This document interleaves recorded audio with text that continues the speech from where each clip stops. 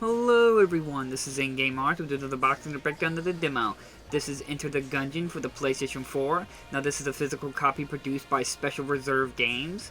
To start things right off, there were no updates available since the making of this video, and on-disc version is 1.12 on disc.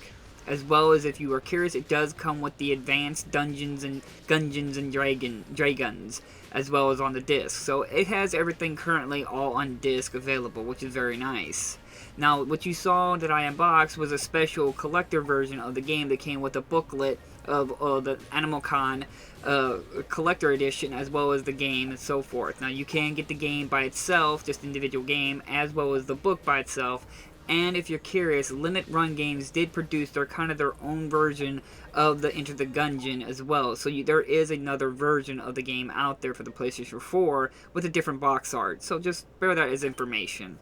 Now, the best way to describe Enter the Gungeon is just a bullet hell. The best game you can compare it to is think of Binding of Isaac, where you're going into a randomly generated dungeon every time you play.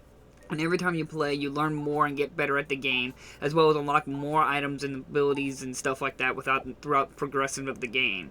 And as every time you play it, it will be randomized, and sometimes you can play and get the perfect run, and sometimes you can play it and get basically nothing.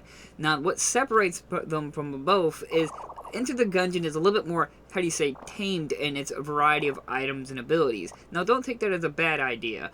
Now, with Binding of Isaac, it has a lot of abilities and items and tiers and different ways of playing it, and sometimes just picking up the wrong item can completely break a run. While something like Enter the Gungeon is a little bit more tamed on it. Now, there's not going to be no item that can really pick up and break your experience, like ruin your entire run. Now, you can have a hard time by not getting any good items, but you won't find that item that will ruin the entire run. So it's a little bit more tamed, but it does mean a lack of variety in terms of having that wacky kind of experience where you have guns orbiting around you and so on and so forth. But what the game also provides is a variety of guns, from Easter eggs, from video games, from movies, and so forth.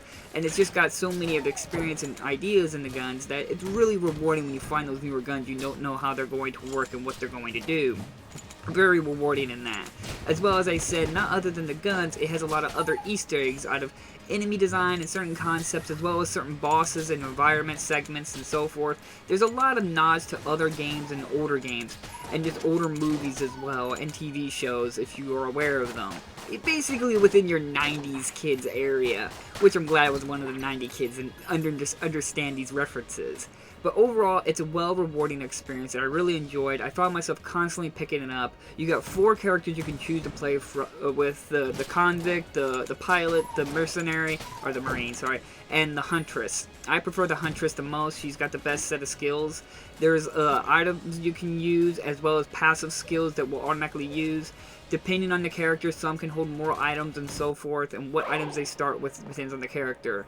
As well as there is 2-player offline co-op. The offline co-op partner can only play as the purple guy you see right here. I actually forgot his name, sorry.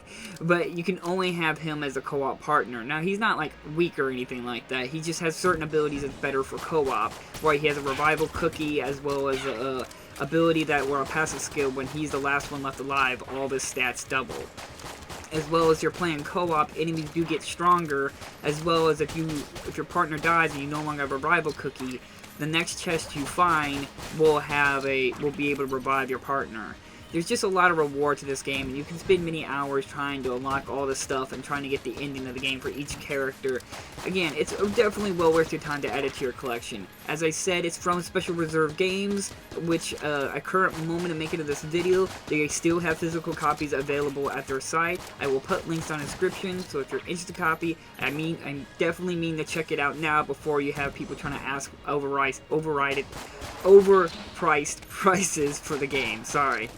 It's well worth your time. I recommend checking it out if you get a chance. It's just as good as Binding of Isaac. It's well worth being part of your collection. So, thank you all for watching. Hit that like, subscribe button if you want to see more videos from me. And I'll see you guys in my next episodes. Bye-bye!